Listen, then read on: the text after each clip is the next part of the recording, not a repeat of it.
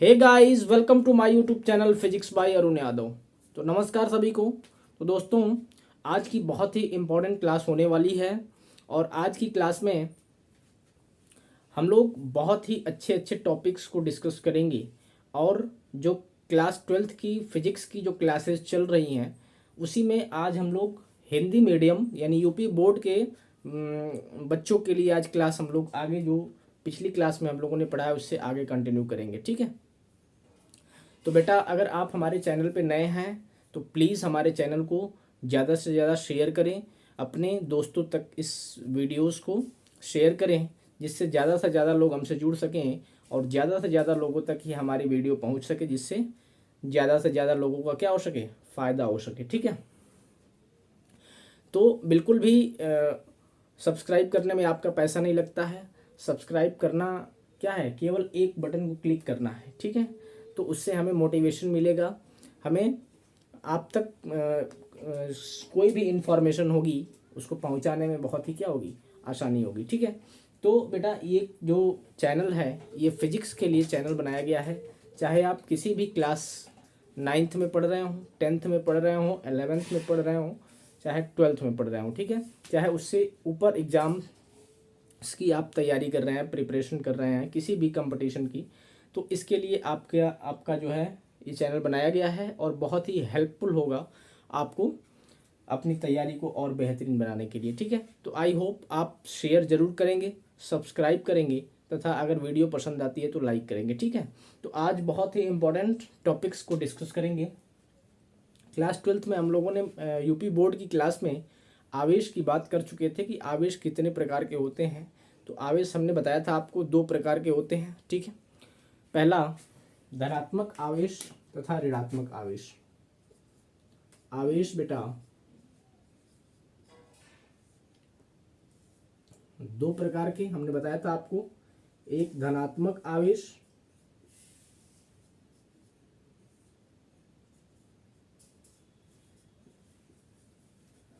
तथा दूसरा हमने आपको बताया था ऋणात्मक आवेश।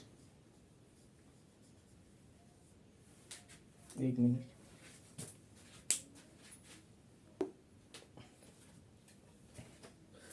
चलिए, तो हमने आपको धनात्मक आवेश तथा ऋणात्मक आवेश बताया था।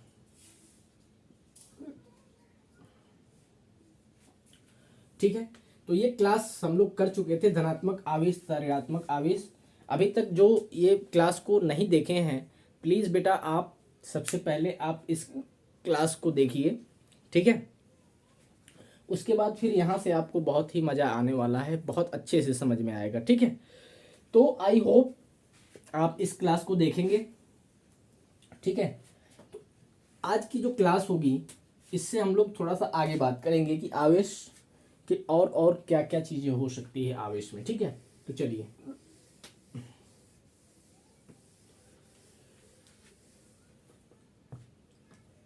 इसमें बेटा थोड़ा सा हम लोग नोट आप लोग लिखेंगे, आवेश के बारे में कुछ और जानते हैं। जैसे आवेश को हम लोग क्यू से प्रदर्शित करते हैं, स्मॉल क्यू और कैपिटल क्यू। तो आप कुछ भी ले सकते हैं, तो हम स्मॉल क्यू लेकर चलेंगे। तो आवेश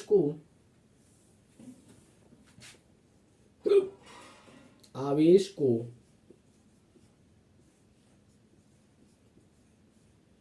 स्मॉल क्यू से प्रदर्शित करते हैं।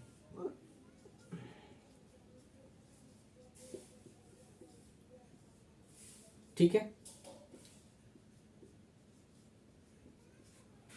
तो प्रदर्शित का मतलब हुआ कि सबका अपना एक सिंबल होता है, प्रतीक होता है जिससे वो चीजें जानी जाती है। अब आवेश के बेटा मात्रक की बात करेंगे तो हमारे पास 3 तरह के इंटरनेशनल यानी अंतर्राष्ट्रीय पद्धतियां होती हैं जिसमें हम लोग किसी भी राशि के मात्रक को क्या करते हैं, मेजर करते हैं। तो एमकेएस पद्धति में जो आवेश का मात्रक होता है बेटा वो होता है कूलम। ठीक है। जिसको हम लोग शॉर्ट में सी से रिप्रेजेंट करते हैं। सीजीएस पद्धति में बेटा जो मात्रक होता है आवेश का उसको बोला जाता है स्टैट कूलम। स्टैट कूलम, ठीक है। अगर विमा की बात करेंगे हम लोग तो आवेश की जो विमा होती है बेटा वो होती है, आप जानते हैं, आवेश बराबर होता है विद्युत धारा इंटू समय, I इंटू टी, ठीक है। तो यहां से आवेश की जो बीमा होगी बेटा वो धारा की बीमा गुणे समय की बीमा। धारा की जो बीमा होती है उसको कैपिटल ए से रिप्रेजेंट करते हैं, यानी एम्पियर, और टाइम की जो बीमा होती है कैपिटल टी से इसको रिप्रेजेंट करते हैं। एक मिनट,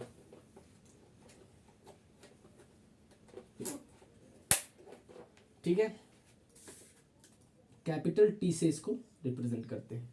तो जो इसकी बीमा हो जाएगी इसको एक साथ लिखेंगे एटी।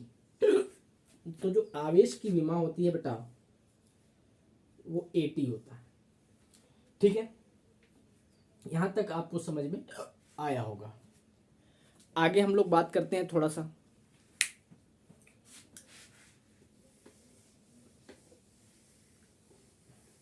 अब बेटा हमने धनात्मक आवेश देखा था और ऋणात्मक आवेश देखा था। तो धनात्मक आवेश किसी भी बॉडी पर कैसे उत्पन्न होता है इसको हमने देखा था कि इसमें से कुछ इलेक्ट्रॉन्स बाहर निकलते हैं। तो इसमें हम लोग बात कर लेंगे थोड़ा सा द्रव्यमान की, कि अगर कोई भी धनात्मक बॉडी है तो उसका द्रव्यमान क्या होगा और कोई ऋणात्मक बॉडी है उसका द्रव्यमान क्या होगा। तो धनात्मक बॉडी का अगर हम द्रव्यमान बात करेंगे तो मान लो कोई ये धनात्मक बॉडी है जिस पर धनात्मक आवेश क्या है, वितरित है, ठीक है। तो बेटा धनात्मक कैसे आया होगा? प्रकृति में सभी वस्तुएं तथा परमाणुएं उदासीन अवस्था में होते हैं।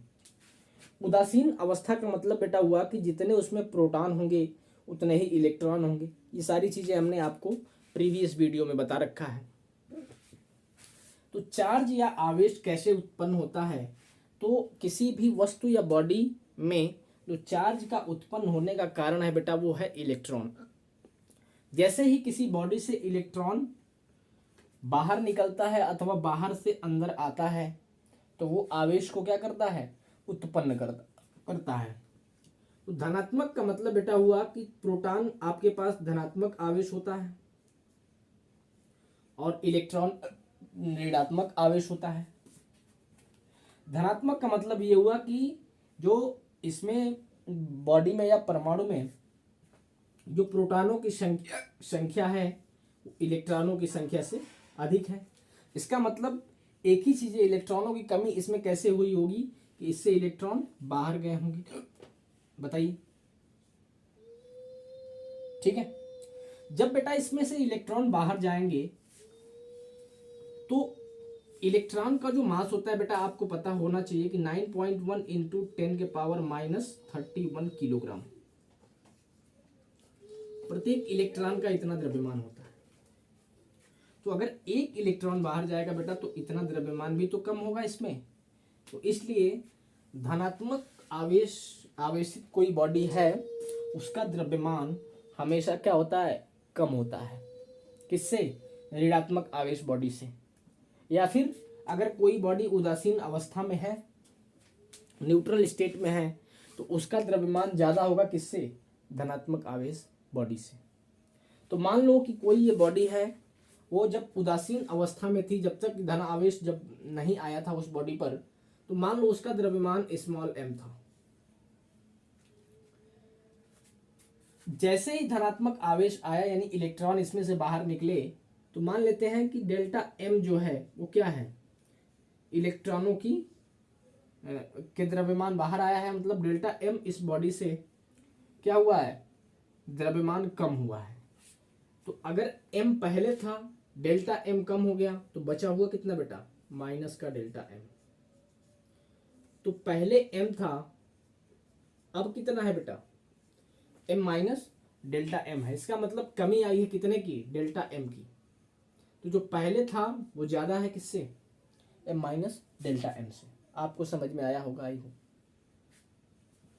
अगर कोई ऋणात्मक आवेश बॉडी है, इतना समझ में आया, आगे बढ़ते हैं। अगर कोई भी ऋणात्मक आवेश बॉडी है, इस पर नेगेटिव चार्ज है। अब नेगेटिव चार्ज बेटा कैसे आया होगा, इसका मतलब क्या हुआ कि इस बॉडी में इलेक्ट्रॉनों की क्या है, अधिकता है, यानी प्रोटॉन से इलेक्ट्रॉन अधिक है। अब प्रोटॉन से इलेक्ट्रॉन अधिक क्यों हुए हैं, कैसे हुए हैं, क्योंकि प्रकृति में पहले तो जितने प्रोटॉन थे उतने इलेक्ट्रॉन थे, लेकिन इलेक्ट्रॉन अधिक हुए, इसका मतलब बाहर से कुछ इलेक्ट्रॉन इसमें ऐड हुए हैं। इसका मतलब अगर एक इलेक्ट्रॉन बेटा ऐड हुआ है तो प्रत्येक इलेक्ट्रॉन का जो द्रव्यमान होता है वो इतना होता है, यानी इतना इलेक्ट्रॉन द्रव्यमान और क्या हुआ है इस बॉडी में, ऐड हुआ है। तो अगर मान लो पहले m था, ठीक है, ये धनात्मक आवेशित बॉडी के लिए है, धनात्मक आवेश के लिए है ये। लेकिन अगर पहले इलेक्ट्रॉन इसमें ऐड हुए हैं बेटा, पहले इसका द्रव्यमान m था, तो अब क्या है, m में कुछ ऐड हुआ है ना, जुड़ा है, डेल्टा m मान लो जुड़ा है, तो m प्लस डेल्टा m हुआ। इसका मतलब ये जो है वो अब वाला जो द्रव्यमान है वो पहले की अपेक्षा ज्यादा है। ये किसके लिए है, ऋणात्मक आवेश के लिए है, ऋणात्मक आवेश, ठीक है। तो ये ऋणात्मक आवेश के लिए है, ये धनात्मक आवेश के लिए है। तो ऋणात्मक आवेश का जो द्रव्यमान होता है बेटा वो धनात्मक आवेश से क्या होता है, अधिक होता है। तो इतना आपको आई होप समझ में आया होगा बहुत अच्छे से। तो बेटा अगर आप अपने कोर्स को कंप्लीट करना चाहते हैं, आप अपनी तैयारी को और अच्छे तरीके से अच्छे लेवल पे ले जाना चाहते हैं, तो आपको यहाँ पे जुड़ना ही होगा, क्योंकि इतना डिटेल में कोई नहीं बताता है। बस बताया, आवेश लिखवाया, आवेश क्या होता है, इसको कैसे प्रदर्शित करते हैं, इसका मात्रक लिखवा दिया, बस खत्म। दो तरह का आवेश बता दिया, धनात्मक और ऋणात्मक। ये नहीं बताता है कि धनात्मक आवेश कैसे आता है किसी बॉडी पर, धनात्मक आवेश का जो मेन रीजन है वो क्या है, लेकिन इस चैनल पे यहाँ पे बताया जाता है। तो अगर आप अच्छे तरीके से अपनी तैयारी को बूस्टअप करना चाहते हैं तो इस हमारे चैनल को सब्सक्राइब करेंगे। एक एक वीडियो को जो शुरू से लेकर जो हमने पहली वीडियो से स्टार्ट की है उसको आपको देखना होगा, ताकि आपका कोई भी डाउट नहीं रह जाए, अच्छे से समझ में आए। तो इसको एक एक चीज़ें देखना होगा। हम लोग एग्ज़ाम होने तक, एग्ज़ाम से पहले पहले अपना पूरा सिलेबस, पूरा आपका जो सिलेबस है उसको कंप्लीट करेंगे, बहुत ही अच्छे तरीके से कंप्लीट करेंगे। एग्ज़ाम से पहले रिवीजन करेंगे, ठीक है, एक एक चीज़ों का रिवीजन करेंगे जो हमने पढ़ा है। उसके बाद उस पर बेस्ड क्वेश्चंस जो एक्सपेक्टेड पेपर होता है उसको भी डिस्कस करने वाले हैं। तो इसलिए आपके फ़ायदे के लिए हम यहाँ पे ये कहना चाहते हैं कि आप ज़्यादा से ज़्यादा लोग जुड़ें, जिससे ज़्यादा से ज़्यादा लोगों तक हमारी ये वीडियोस पहुंच पाए, हमारी ये जो जानकारी मैं दे रहा हूँ आपको ये पहुंच पाए, जिससे ज़्यादा लोगों का क्या हो सके, फ़ायदा हो सके। जो भी कोचिंग्स और दूर दूर नहीं जा सकते हैं वो घर बैठे ही बिल्कुल वहाँ से बेहतरीन तरीके से आप तैयारी कर सकते हैं। बिल्कुल भी आपको कहीं जाने की ज़रूरत नहीं है। घर पे आपको क्या करना है, घर पे बैठ के एक आपके पास मोबाइल फ़ोन होना चाहिए और उससे आप सारी अपनी तैयारी को क्या कर सकते हैं, अच्छे तरीके से कंप्लीट कर सकते हैं। अगर आपको कोई डाउट होता है तो हमारे कमेंट बॉक्स में कमेंट करें, ताकि आपके सारे डाउट्स का सलूशन मैं कर सकूं, ठीक है। तो इतना आपको समझ में आया होगा कि द्रव्यमान, किसी भी वस्तु का जो द्रव्यमान होता है, धनात्मक अगर आवेश है तो उस वस्तु का द्रव्यमान क्या होगा, ऋणात्मक अगर कोई भी वस्तु है तो उस ऋणात्मक वस्तु का द्रव्यमान क्या होगा। बिल्कुल कंसेप्ट से एक एक चीज़ें हमने बताया है यहाँ पे कि कैसे द्रव्यमान ज़्यादा होगा ऋणात्मक आवेश बॉडी का और कैसे धनात्मक आवेश बॉडी का द्रव्यमान कम होगा। तो आई होप यहाँ तक आपको बहुत अच्छे से समझ में आया होगा, कोई भी आपको समस्या नहीं हुई होगी, ठीक है। तो इस वीडियो को बेटा हम लोग यहीं तक रखते हैं, बिल्कुल एक एक टॉपिक को डिस्कस करेंगे। बहुत ही हमारे पास अच्छा टाइम है और इस चीज़ को हम लोग बिल्कुल भी तेज़ी से और या फिर इधर उधर की बातें नहीं करेंगे। एक टॉपिक लेंगे, छोटा सा टॉपिक लेंगे और उसको बिल्कुल डिटेल में एक्सप्लेन करते हुए और आगे बढ़ेंगे। ठीक है, तो हम लोग मिलते हैं अगली वीडियो में। अगली वीडियो में क्या होगा, इसके हम लोग आवेश के गुण की बात करेंगे, और आवेश का गुण जो होगा वो आपका लास्ट टॉपिक है और उसमें लगभग 2 क्लास लगेगी, तो उसको कंप्लीट करेंगे। तो यहाँ पे बेटा आपको समझ में आया होगा। अगर आपको समझ में आया है तो प्लीज़ अभी तुरंत ज़्यादा से ज़्यादा लोग अपने दोस्तों तक ये वीडियो फैलाएंगे, सब्सक्राइब करेंगे, क्योंकि सब्सक्राइब करने का आपको पैसा बिल्कुल भी नहीं लगता है। आपको केवल एक बटन है रेड कलर की, उसको प्रेस करना है तथा बीच में उसके बगल में एक बेल होगी, घंटी होगी, जिसको आपको प्रेस करना है ताकि आपके पास जो हमारी सारी वीडियोस का नोटिफिकेशन है वो पहुंच जाए। जैसे ही मैं वीडियो डालूँ आपके पास तुरंत पहुंच जाए। अगर आपका सपोर्ट जल्दी रहा तो हम लोग लाइव इंटरेक्शन करेंगे, लाइव क्लासेस में डिस्कस करेंगे। ठीक है, यहाँ पे बिल्कुल आपको कोई भी प्रॉब्लम नहीं आने वाली है। तो ज़्यादा से ज़्यादा शेयर करेंगे, उसमें आपका 1 रुपया 1 पैसा नहीं लगेगा। ठीक है ना, तो आप बिल्कुल यहाँ पे फ्री में, फ्री ऑफ कास्ट यहाँ पे आप अपनी तैयारी को बेहतरीन बना सकते हैं। कोई भी इसका पैसा लगने वाला नहीं है। तो इस वीडियो को हम लोग यहीं तक रखते हैं। यहाँ तक हमने बताया है कि धनात्मक आवेश का द्रव्यमान क्या होगा, ऋणात्मक आवेश का द्रव्यमान क्या होगा बेटा, आवेश को कैसे रिप्रेजेंट करते हैं, आवेश का मात्रक क्या होता है, आवेश की विमा क्या होती है। तो इतने टॉपिक्स को हमने इस वीडियो में डिस्कस किया। हम लोग मिलते हैं अगली वीडियो में, जो आवेश के गुणधर्म है उसको, और थोड़ा सा बीच में गैप हो गया था, इसके लिए मैं माफ़ी चाहता हूँ। आज से रेगुलर आपको एक वीडियो इस आपकी जो क्लास 12th है यूपी बोर्ड की वो मिलेगी। ठीक है ना, कल हमने वीडियो नहीं डाल पाया था किसी कारणवश से, तो इसके लिए आपसे माफ़ी चाहते हैं। तो आज से बिल्कुल डेली एक वीडियो आपको मिलेगी और उस वीडियो को आप बार बार रिवीजन करेंगे, बार बार इस वीडियो को देखेंगे ताकि आपको कोई भी डाउट नहीं रहे। तो मिलते हैं हम लोग अगली वीडियो में, तब तक के लिए अपना ख्याल रखेंगे, नोट्स बनाएंगे, रिवीजन करते रहेंगे। नमस्कार, जय हिंद, जय भारत, धन्यवाद।